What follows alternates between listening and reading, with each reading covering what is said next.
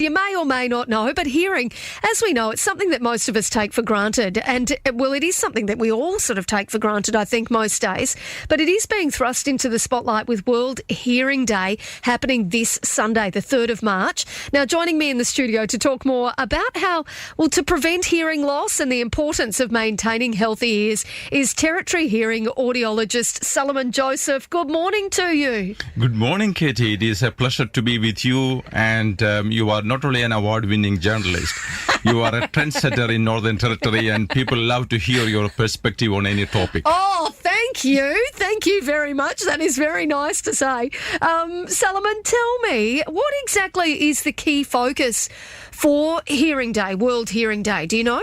In 2024, the focus is let us make ear and hearing care a reality for all. Right. That is a message, but in reality, it's very hard to pass on that message and to implement hearing health for everyone. Yeah. As you know, in Australia, 1 in 6 Australians have significant hearing loss, and that number is going to go high in 2050. The prediction is 1 in 4 Australians will have significant hearing loss.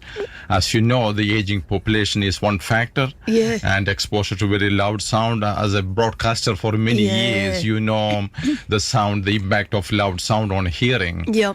And 85 decibel or more sound can be detrimental to our hearing. You have spoken to me about that before, and every time I think I've got to turn these headphones down, I listen very loudly. But is that the main reason why we're not for, not because of me listening through my headphones, but what are the main reasons that we are expecting those numbers to grow by 2050? Aging population always a challenge, because when we get older, what happens is the inner part of the ear in our cochlea, there are hair cells, tiny hair cells that degenerate.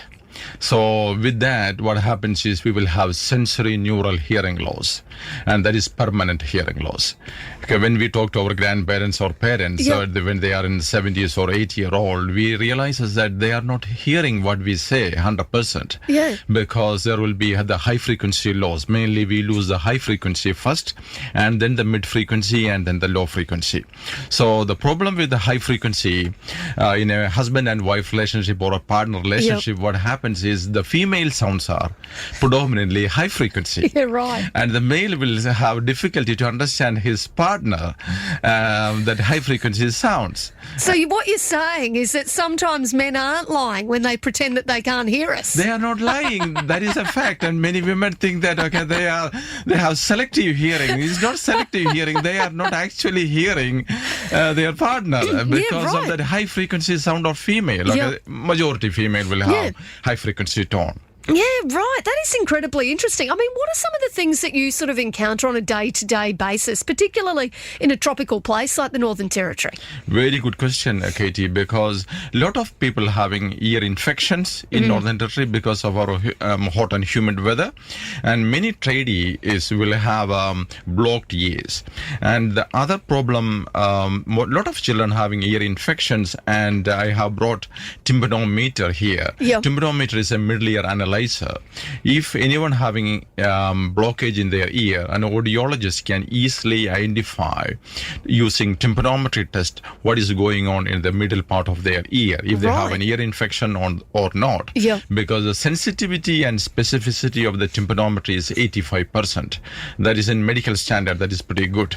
And we can exactly tell, what is going on. You need to see a doctor, you need antibiotics, or that is up to the doctor to decide.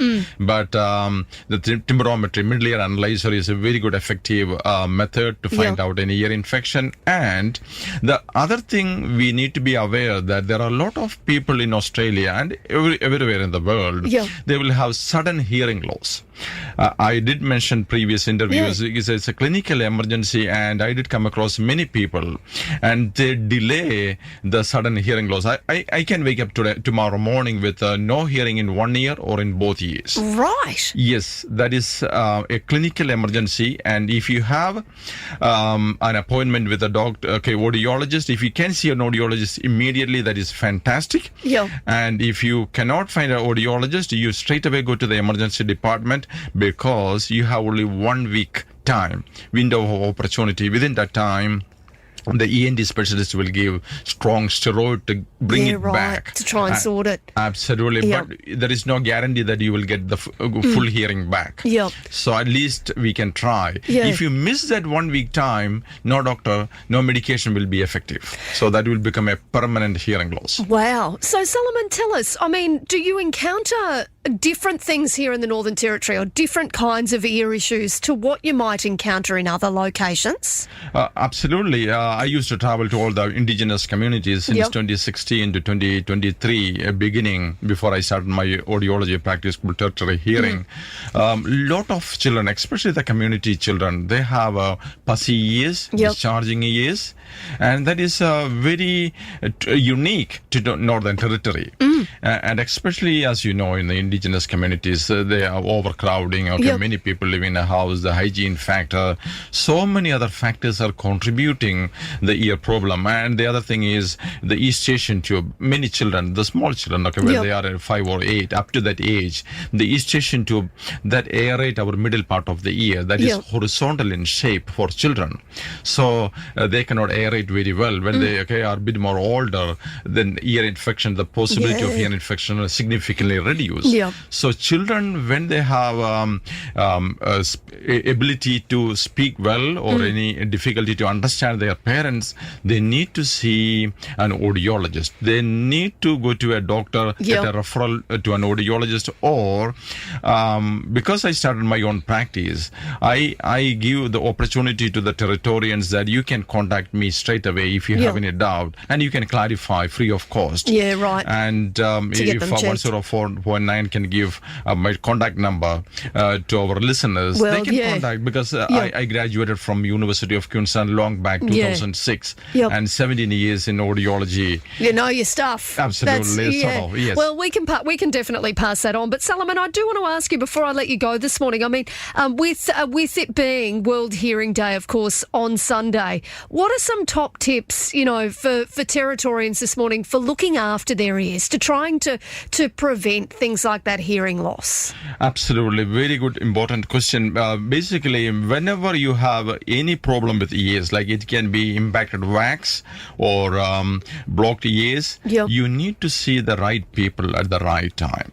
Okay, hearing specialists are called audiologists. They have 2 years master's degree from reputed Australian universities. Yeah. So consult the concerned person. Don't delay it. Okay, as I said, the sudden sensory neural is a emergency situation, and don't delay it, because hearing is so important that it Yeah. helps us to communicate with our loved ones and the society at large. Yeah. And hearing health, good hearing is very important for our social and emotional well-being. Many people forget that. Yeah, it really is. I mean, do we need to do things as well, like maybe not have our headphones up so loud and those kind of practical things too? Absolutely, Yep. absolutely. Be aware about the sound, okay, Yeah. how much sound you are inputting.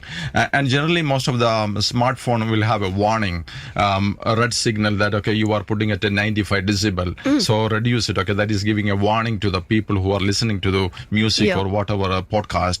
And the other thing is, Territorians, they travel on small plane. I used to travel on small plane. Yeah, right. They have to wear earplug. The earplug is a mandatory thing. Okay, the airline need to provide Yep. free earplug. So all Territorians who are traveling on small plane, flying on small plane, must wear the earplug. They have to squeeze it and put deep in the canal, and Yep. that will give you the reduction, 30 to 40 decibel reduction in noise. I used to wear earplug and ear muff to Yeah, protect right. being a hearing specialist. I know the impact of Yeah. that 120 decibel, okay, the 130 decibel, this twin engine or single engine Yep. planes are too noisy. Yeah, so you've got to make sure you look after your ears. Absolutely. Well, Territory Hearing Audiologist Salimon Joseph, I really appreciate you coming in this morning. As we know, this Sunday, 3rd of March, it is indeed World Hearing Day. Thank you so much for joining me this morning. It's always a pleasure to talk to you, Katie. Thank you. Thanks you. so much. Thank you.